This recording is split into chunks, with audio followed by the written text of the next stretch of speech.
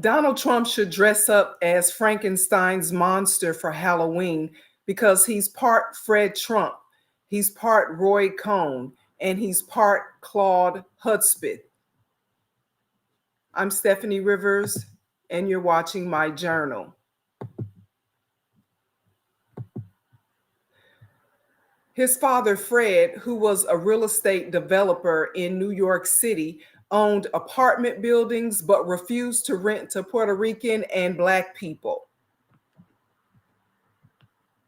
And like father, like son, when Donald Trump took over the business, he too refused to, he got sued by the Civil Rights Division of the Department of Justice for systematically excluding African Americans and Puerto Ricans from renting their apartments. Now, as much as Donald Trump likes money, you would think that he would consider the financial opportunity lost.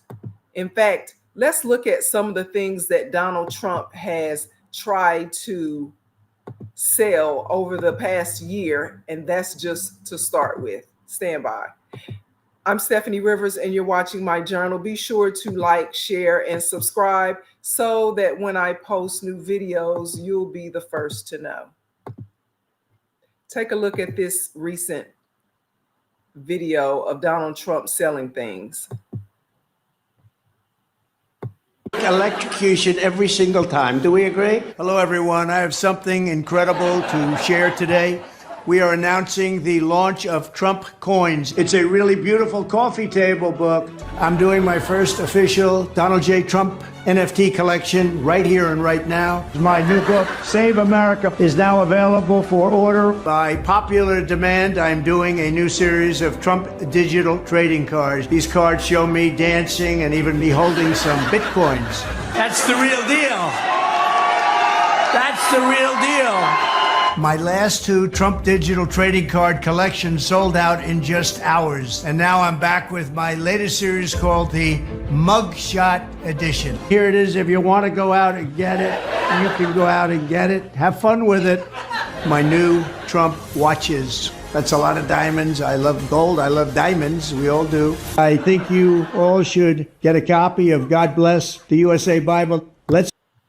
Now, those are just a few of the items that Donald Trump has tried to sell over the last year or so. But we can't forget, of course, there was Trump University, there were Trump Steaks, there was Trump Airlines. There's been so many things that he's tried to do. And that's why I call him the grifter. So if you haven't already, be sure to like, share, and subscribe so that when I post new videos, you'll be the first to know. And I am watching the chat. So if you want to talk to me about what we're talking about today, we're actually going to talk a little bit about our documented or undocumented workers, the foundation of America. That's what we're going to focus on today, because as we know, Donald Trump has said on his first day in office, if he is reelected, that he is going to undertake the deportation of about 11 million, what he says are undocumented workers throughout the United States. So if you didn't know, I was talking to you about how Donald Trump is much like a lot of people, one of them being his father. The second person that Donald Trump is a lot like is, in case you've ever wondered why Donald Trump never admits that he's wrong. He blames others for his failures and accuses everyone else of doing basically what he's guilty of, which is lying, cheating, and being unqualified to hold positions that they seek. Donald Trump is, he learned that art of deflection from a man named Roy Cohn. Roy Cohn served as the legal counsel for then President Richard Nixon, and he was once Trump's mentor. So he is a lot like Roy Cohn. And when it comes to immigrants along the southern border, Trump is a copycat of a man named Claude Hudspeth. Claude Hudspeth was a Texas state senator, and he also became a U.S. congressman representing Texas in the early 1900s, Hudspeth helped form the Border Patrol in 1924. Now, it was around that time that Hudspeth said more needed to be done to protect the border against undesirable immigrants from Mexico because they were not sending their best. Does that sound familiar? Now, Trump is such a Frankenstein's monster that he doesn't consider how a mass deportation would affect the United States and how that would hurt his reputation as a maestro of the economy, because everyone says that his economy would be so much better. Now, we'll look at the numbers in a minute, but first we're going to go towards his Madison Square Garden event that happened a few days ago. That was an example of how Trump will cut off his nose to spite his face, and talk about people, and when he, in the end, might need those people to support him. If you know anybody who was at the event, let me know, because I do know a few people who were there and they were not a part of, they didn't show the crowd. I don't know why, but at least what I've seen, they didn't show the crowd, but everyone, it seemed, was laughing and going along, but that was not the case according to the people I talked to who were there. Did Trump, you think, stop to consider that racist remarks about immigration in Puerto Rico and the 5 million Puerto Ricans who live on the mainland would be a turnoff to all Latinos, many who live in Pennsylvania, in Georgia, in New York, and Florida? And of course, Pennsylvania and Georgia are two of the swing states. And of course, Arizona always is in play as well. Or did he just do it on purpose? Did he instigate further chaos in the election process? Now, did you notice that Trump couldn't wait to tell us that he and the Speaker of the House, Mike Johnson, have a secret? It's like Trump always has to prove that he is the smartest person in the room, when we all know people like that, and we actually hate to be around those kind of people. But when it comes to immigration, according to a report by the Center for American Progress, deporting just 7 million immigrants, mostly low-wage earners, reduce the national employment similar to what we saw during the Great Recession. And it would shrink the U.S. economy by 6%. That equals to $1.6 trillion with a T. Now, let me ask you this question. Do you like fresh fruit and vegetables? Because half of all farmers are undocumented. If they get deported, supplies go down and the prices go up. So that would be bad for our economy. Do you eat fish, milk, or do you eat fish, meat, or poultry? If so, just know this: 25% of people who work at processing plants are undocumented. Does your family like dairy? Do your babies drink milk? Think it's already expensive? Well, get ready to pay double the current price if undocumented workers are deported. A few weeks ago, Donald Trump was asked what he would do to bring down the cost of childcare. And if you missed it, I'm going to play that for you, because that's going to lead me into the next thing that I want to talk about. Stand by while I bring it up again. Let's see. In the meantime, I'm going to be talking to you about Mother Jones. I don't know if you are familiar with Mother Jones magazine, but a lot of good information comes out of Mother Jones magazine. Let's look at I'm going to show you this response from Donald Trump when he was asked about child care and what he had to say about it. And really, it just shows me that he really might not have a clear understanding of how to connect all the dots in what he's proposing to do versus the results of what he's proposing to do. It's like he just says what sounds good when he's saying it. So let's take a look at this.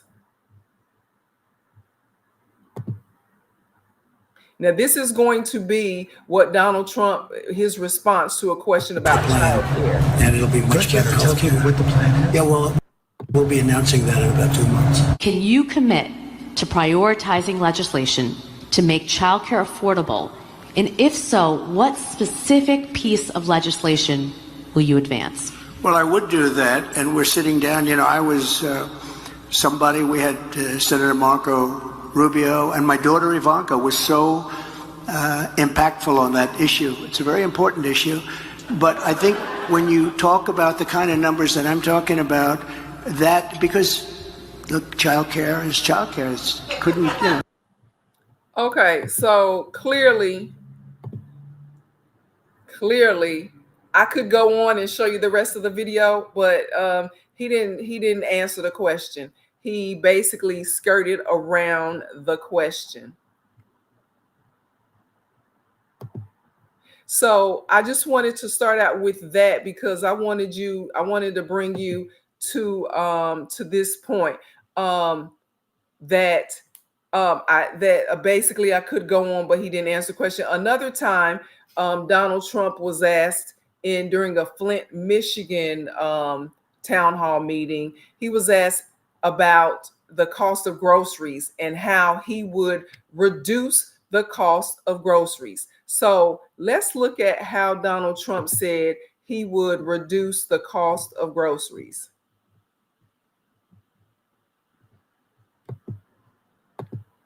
Now, it was a lady who said she was a mother, grandmother, and a great-grandmother. So take a look at this. And you might have seen it already, but this is just going to lead me into the information that I'm going to share with you about undocumented workers. President Trump, thank you for taking our question. Thank you. My name is Barbara. I'm a mom of 3, a grandmother of 7, and 3 great-grands, a registered nurse, retired nurse. So I know the cost that goes into raising children and running a household.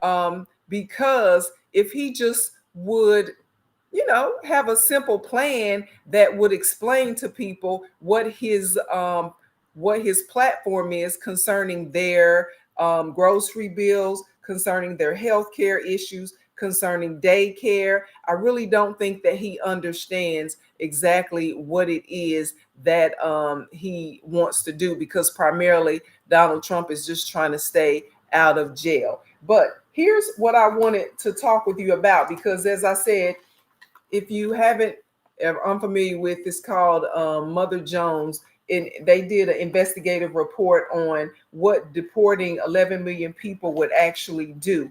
And this is talking about how there are 350,000 undocumented immigrants who work in healthcare. There are 142,000 are child care workers, personal care aides, and home health aides. And on top of that, there are more than 160,000 undocumented workers who are employed as cleaners and housekeepers. So if your friends have housekeepers, or if you frequent hotels, or you're a traveler, you do business, the people that you see in the hallway with the carts that are cleaning the rooms, those are probably undocumented workers. So if those people, including the daycare workers, the personal care aides, if all these people are deported, then how is Donald Trump going to help your daycare costs go down? Because he just deported the people who are taking care of the kids. Okay. What about construction, Steffanie? I'm glad you asked. 1 in 5 undocumented workers, that would be 1.4 million people, are employed in construction. That's more than 10% of the entire labor force. 32% are roofers. Now, I live in Texas, and I can honestly say I've never seen a roofer who was not a Latino. Okay. I mean, I'm sure there's some people out there who are roofers who are not Latino, but every time I look on a roof and it's being done by somebody who looks like Latino. So yeah, I can believe that. Now, it's also talking about how if you deport all of these people who are working in these industries, helping to build things, helping to take care of things, they said that a $300,000 house might then cost anywhere from $40,000 to $45,000 more, because you just deported everybody who does the work, and then that means it takes longer and takes more money to complete the work. So again, the economy would be more expensive for Americans if 11 million undocumented workers are deported. Now, speaking of money, this is talking about the amount of money that undocumented workers actually pay into our system. For Social Security, unauthorized workers pay $13 billion a year, that's with a B, into Social Security through payroll tax deductions, even though they're not eligible to get the benefits. As far as just taxes, in 2022, undocumented households paid $35 billion in taxes, that's with a B, for federal, state, and local taxes. So that's money that's being put into our economy that the people who were putting it in don't have, are not eligible to get it out. So that's something to consider as well. So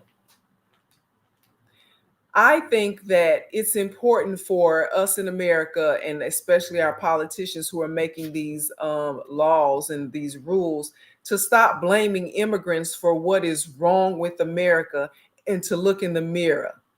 And in fact, this issue of Mother Jones was very good. They did an investigative report on the ramifications of deportation, mass deportation, as well as they looked into the border patrol and what that entailed. And it turns out that Donald Trump's fixation on deportation when he was president in 2017, it caused a rush on hiring at the Customs and Border Patrol and agents there, because they needed a whole lot more people.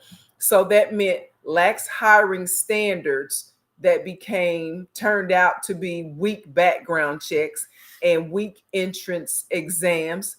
And it meant that they waived mandatory polygraph tests that more than half of the recruits were failing at the time. And so there, it turns out, has been a rise in illegal activity right now as a result of them hiring people who should never have been hired. There's been a rise in illegal activity at the border by customs agents, not by the people that they are supposed to be keeping out, by border and customs agents. And those crimes include collusion with drug cartels. It includes unjustified assaults and deadly force against immigrants trying to cross over the border. And it includes assault against female customs agents. In fact, in this same edition, they talked about a customs agent who was in training, and apparently one of the agents that was over her training allegedly raped her, and she was so afraid to come forward that she never really pressed charges. So these are the things that are going on at a lot of these border areas. And so customs agents have gone as far as and have been accused of and tried for even the murder of potential witnesses against them. Because again, if they're colluding with, drug cartels, or they're doing things that they're not supposed to be doing, then they don't want to get caught doing that. I think they said one customs agent, and it was, you can read it yourself, the September-October issue of Mother Jones magazine, went as far as he assaulted 2 or 3 immigrants who were trying to come over the border. And when he got caught, he ended up shooting himself, shooting himself. Okay.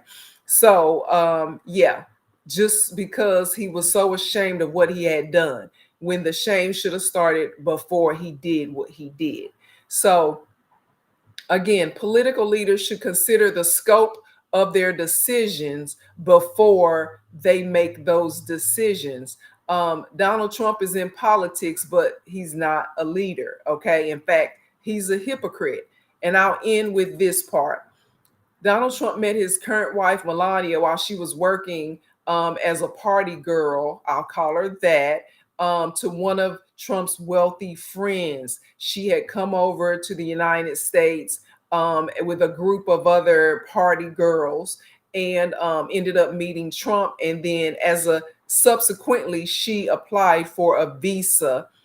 And that's how her story went. And then her parents, or at least her mom, got the visa, and they got married, and the rest. Okay. Now, here's somebody who has his nerve being up in front of people talking about what should and shouldn't happen.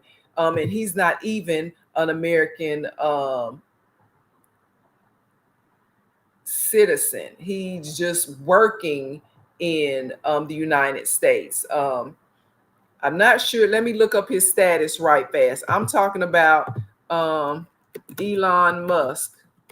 We know he is the owner of the Tesla, and he sells cyber trucks, and he also has started. Okay, he became a U.S. citizen. Okay, so finally, I think it said after around 1995, Elon Musk became a U.S. citizen. So of course we know he was born in South Africa to a family that got their money harvesting diamonds. Okay, and so we know with as far back when he was born in 1970 something, that was under the apartheid system. And so he grew up in a system just like the Jim Crow civil rights era of the United States, where people of a certain race were seen as inferior to people of another race. And so that's how he grew up. So he's used to putting himself and his family and their money above people who don't look like him and who don't have the money that he has. Okay.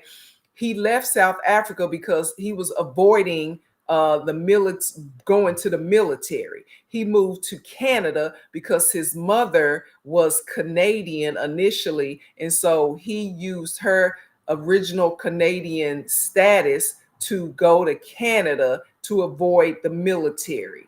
Okay. And then at some point he came to the United States to go to Stanford University, and he was on an education visa.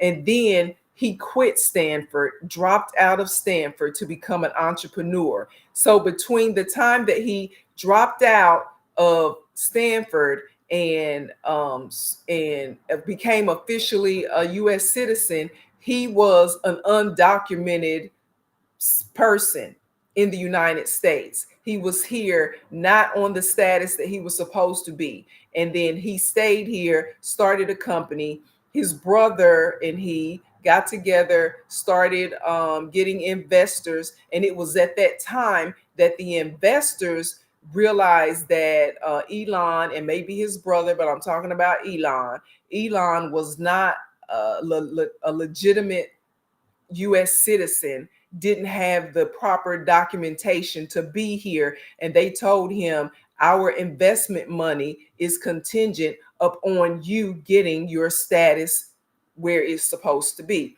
And that that made Elon say, okay, I'm gonna get my status right. So he's standing up in front of people talking about what should and shouldn't happen to documented or undocumented people, or standing alongside Donald Trump, who's always talking about undocumented people and how bad they are, and they're the worst, and they're our enemies, and they're what is that term? They are diluting the blood pool and all of these negative things. But Elon Musk used to be one of those people. And so it just I don't understand how someone could want harm to come to, or propose that we don't need these certain people in our country, but the person that you're taking money from, the person that's standing up for you, used to be one of those people, but you don't have a problem with that. At least you didn't tell us. It wasn't as if you came forward and said, look, Elon could have said, I used to be undocumented.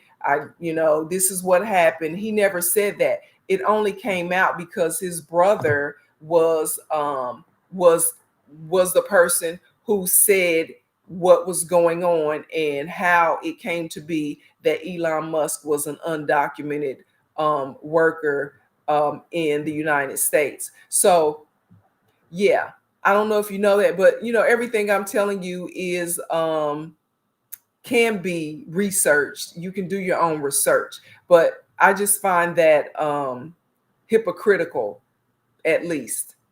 But here's what I want to leave you with, that although I'm sure we all understand that, and we all want for illegal immigration to be less of an issue, and less excuse me, less of a drain on our system, on our healthcare system, on our schools, on our roads, on all that we have to pay for in taxes.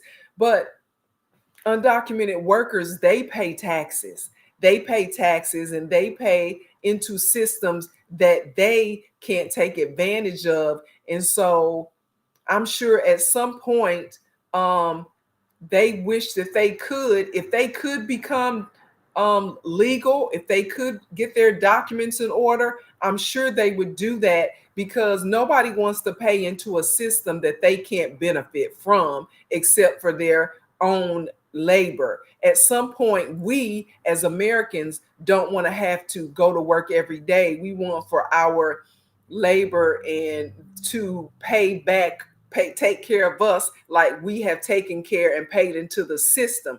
Undocumented workers can't do that. And so, not that I'm not here to advocate for any particular people.